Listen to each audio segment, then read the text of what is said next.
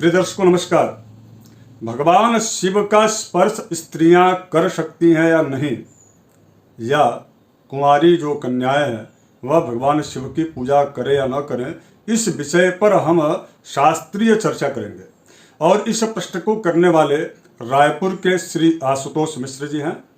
रायपुर के श्री आशुतोष मिश्र जी ने लाया, उनकी यह जिज्ञासा थी कि क्या यह इसमें शास्त्रीय क्या प्रमाण है, क्या वास्तविक में करना चाहिए। आचार्य जी, आपसे आग्रह है, आप इस पर जरूर चर्चा कीजिए।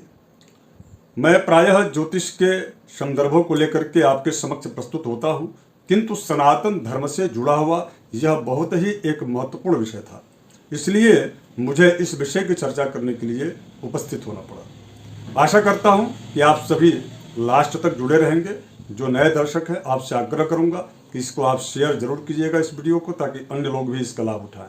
अब हम बात करेंगे भगवान शिव के इस बहुत ही महत्वपूर्ण विषय शिव स्पर्श, शिवलिंग स्पर्श स्त्रियों द्वारा होना चाहिए नहीं होना चाहिए, इस बिंदु पर। देखिए, इस पर भगवान शिव के बारे में सबसे अधिक यदि चर्चा की गई है तो शिव महापुराण में की गई है, और शिव महापुराण मेरे पास प्रस्तुत है। मेरे पास यह शिव महापुराण है। इसके अतिरिक्त चर्चा की गई है थोड़ी बहुत विष्णु पुराण में भी, यह विष्णु पुराण भी हमारे पास है। इसके अतिरिक्त लिंग पुराण, जो कि विशेष अंक गीता पृष्ठ प्रकाशित हुआ था, इस विषय में भी भगवान शिव के विषय में अत्यधिक, शिवलिंग के विषय में अत्यधिक चर्चा की गई है। इसके अतिरिक्त श्रीमद् देवी भागवत, जो स में जो ई की मात्रा है, उस शिव में जो इकार है, उस इकार पर बड़ा विस्तृत प्रथम स्कंद में चर्चा श्रीमद् देवी भागवत में की गई है, ये भी मेरे पास है। इसके अतिरिक्त मेरे पास एक रुद्र हृदयोपनिषद है। उस रुद्र हृदयोपनिषद में भी भगवान शिव के बारे में चर्चा बड़ा विस्तार से की गई है। मैं आपको अधिक विस्तार में ले भी नहीं जाना चाहता, क्योंकि आपको मेन जो मुख्य विषय है उस पर हम आपको ले आना चाहते हैं। देखिए, सबसे पहली बात तो यह है कि शिव महापुराण के विद्येश्वर संहिता के 21वें अध्याय का 39 और 40वां जो श्लोक है, उसमें आपको मैं यह दिखा दूं, यहाँ पर है, हमने उसको राइट क्लिक किया है।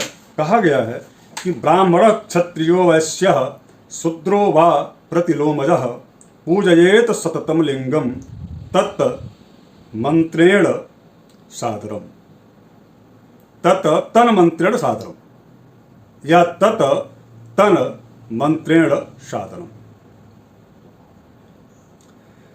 किम बहुक्तेन मुनयः स्त्रीणामपि तथान्यतः अधिकारोस्ति सर्वेषां शिवलिंगार्चने द्विजाः।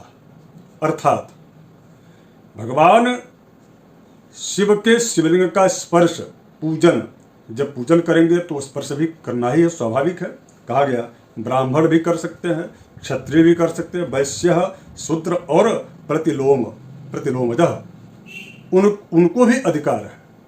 पूजयेत सततम लिंगम, उसके बाद यानी कि सदैव लिंग की पूजा कर सकते हैं ये लोग। उसके बाद कहा गया कि तत् तन मंत्रेण, या तत् मंत्रेण सादरम,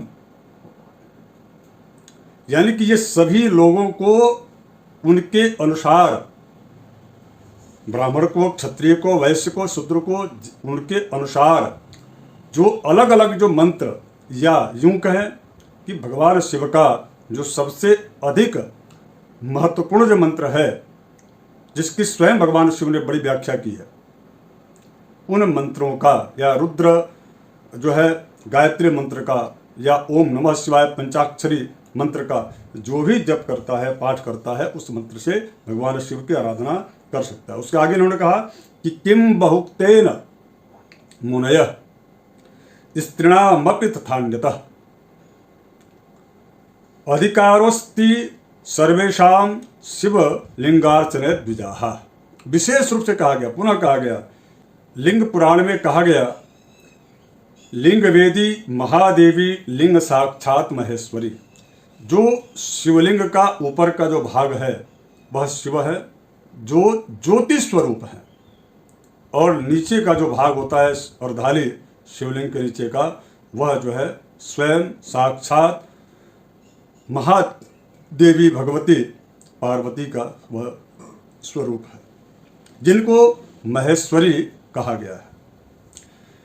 आगे कहा गया कि कई लोगों के दिमाग में यह रहता है कि कृष्ण शिवलिंग है और योनि माँ पार्वती का जो नीचे का अर्धाली है वो है, किंतु मैं आपको बता दूं कि इसके आगे और भी व्याख्या की गई है। कहा गया है कि लिंग मूर्ति शिवो ज्योति, लिंग मूर्ति शिवो ज्योति तमसः, जो अंधकार है तमसः चोपरि स्थितः,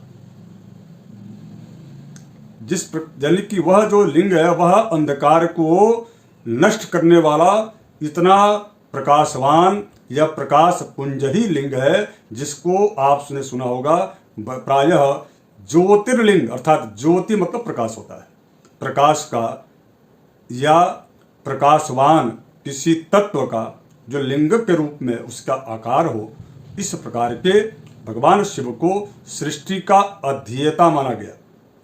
तो शिव और पार्वती दोनों अलग नहीं हो सकती।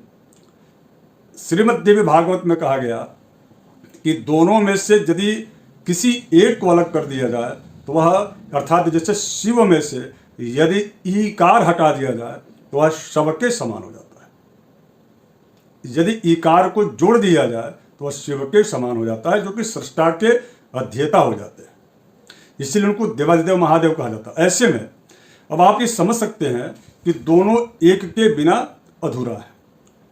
तो क्या यदि पति पत्नी दोनों एक साथ पूजा नहीं करेंगे तो क्या वह पूजा सफल मानी जाएगी? नहीं। अर्थात यदि कोई संत है, कोई गुरु परंपरा से जिन्होंने ब्रह्मचर्य व्रत का आजीवन पालन करने का की इच्छा जिन्होंने व्यक्त किया है, ऐसे लोग ज्योति स्वरूप भगवान शिव की पूजा स्वतंत्र रूप से कर सकते हैं। किंतु हमारे धर्म ग्रंथों में भी कहा गया कि बिना पत्नीम कथम धर्म, बगैर जो है पत्नी का कोई भी धार्मिक किया गया कार्य या उपक्रम वह अत्यधिक लाभप्रद नहीं होता जितना कि पत्नी के साथ होता है। और यदि पत्नी साथ में रहेंगी शिव जी के अर्चना और पूजा पाठ में, तो निश्चित रूप से उनके द्वारा शिवलिंग का स्पर्श होगा। अर्थात ये कहा गया कि शिव का पूजा करने का, शिवलिंग के स्पर्श का अधिकार स्त्रियों को भी उतना ही है जितना कि पुरुषों को है। अब इसके पश्चात अब आपके मन में एक रुद्र हृदयोपनिषद का भी एक आया, 23वें श्लोक में कहा गया है कि रुद्रो लिंगम उमा पीठम, भगवती जो उमा है वह उनका जो नीचे का अर्धाली वह पीठ है, और शिवलिंग जो है भगवान शिव का स्वरूप है। तो इस प्रकार के तमाम प्रमाण मैंने आपको प्रस्तुत किया। आशा करता हूं कि आप सभी के मन में जो भ्रम जो है कि भगवान शिव का स्पर्श या शिवलिंग की अर्चना महिलाएं नहीं कर सकती हैं, इस प्रकार का बिल्कुल मन से यह भ्रम को निकाल दें। और आप जो भी इस प्रकार के वीडियोज या जो लोग बना रहे हैं उनसे मेरा आग्रह है कि यदि आपके पास कोई साक्ष्य, इसका प्रामाणिकता यदि आपके पास है तो आप इसको जो है निश्चित रूप से मुझे आप संज्ञान में लाएंगे या देंगे, तो मैं इस पर पुनः एक और अलग से विस्तृत चर्चा में करूंगा। किंतु इसके पूर्व मेरा आप सबसे आग्रह है कि समाज में जो सनातन धर्म की धुरी हैं, ऐसी महिलाओं को भगवान शिव की अर्चना, भगवान शिव के पूजा पाठ करने से आप कृपा करके उन्हें, उन माताओं को विमुख मत कीजिए। धन्यवाद। आशा करता हूं कि आप सबको यह विषय बहुत अच्छा लगा होगा, रोचक लगा होगा।